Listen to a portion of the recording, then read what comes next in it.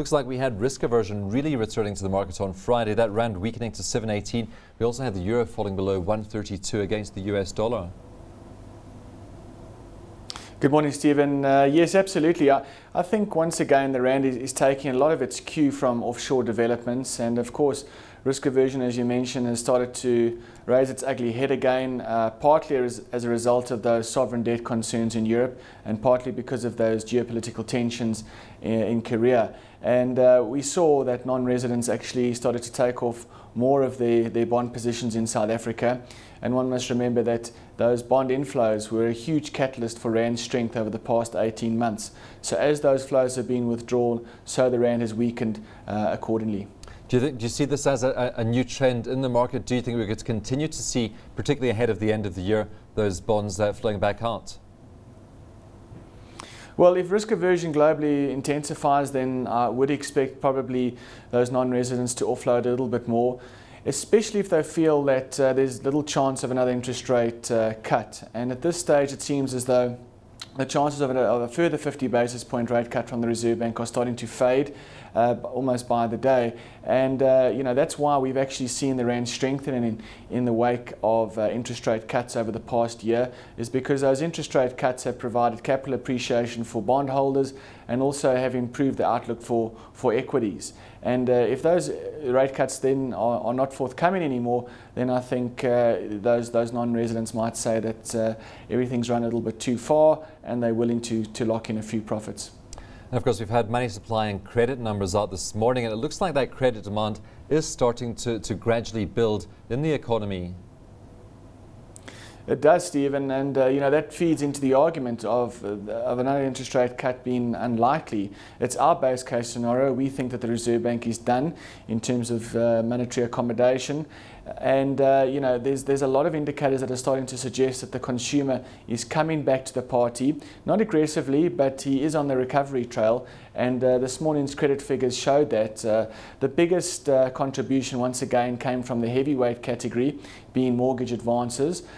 So we are starting to see the consumer taking advantage of a low interest rate environment. We saw some nice real wage increases coming through in a number of sectors this year, and all of that is helping to alleviate the debt burden for the households and providing the consumer with the wherewithal to actually come back and start spending again.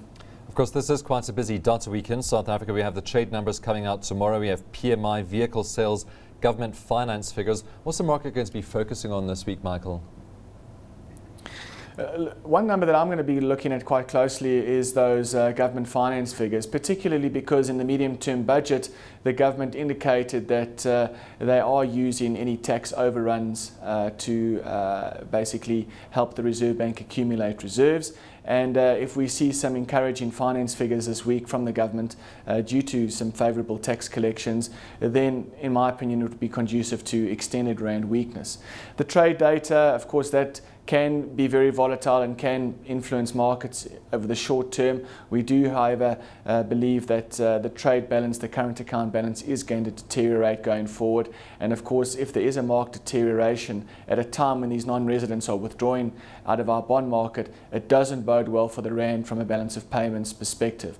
In terms of the PMI, we know that the manufacturing sector is under pressure, and any improvements there are likely to be fairly gradual. So not expecting too many fireworks there. Would you still expect global factors to really dominate the rand's movements this week? And we've seen a bit of a reprieve this morning, back around 7.11, 7 rand 12. Of course, now the focus now falls on to Portugal and Spain over there, doesn't it? Well, exactly, Stephen. I think we had that package announced from Ireland over the weekend, but the heavyweight is really Spain and to a lesser degree Portugal, and that's the fear that still is emanating out of Europe. It's this fear of contagion, and so long as that's the case, people are going to be selling euros and preferring the dollar. It's amazing how these things change. A few weeks ago, the dollar was the real ugly sister, and the euro was the darling. It's changed tack completely, and it's probably going to remain as such into year end unless we see some notable improvements on the sovereign debt front in Europe. And of course also, if those tensions mount in Korea, it's also going to be conducive to safe haven buying of the US dollar.